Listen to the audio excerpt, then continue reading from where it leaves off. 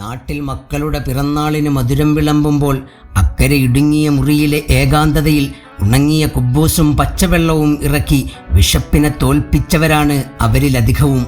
പക്ഷേ ഇതിനേക്കാളൊക്കെ വലിയൊരു നോവുണ്ട്.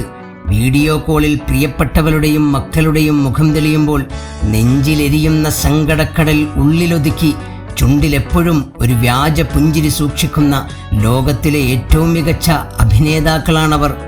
പ്രിയപ്പെട്ടവളെ, സ്ക്രീനിൽ ആ ചിരി കണ്ട് നീ ഒരിക്കലും കരുതരുത് അവനവിടെ സുഖിക്കുകയാണെന്ന്.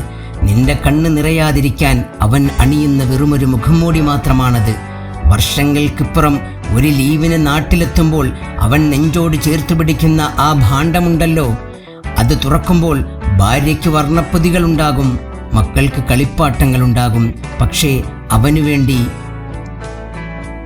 അവനുവേണ്ടി മാത്രം അതിലൊന്നും ഉണ്ടാകില്ല. ഉള്ളതോ അകാലത്തിൽ നരച്ച മുടിയും രോഗം കാർന്നു തിന്ന ശരീരവും പിന്നെ അധ്വാനിച്ചിട്ടും തീരാത്ത കുറെ കടങ്ങളും മാത്രം.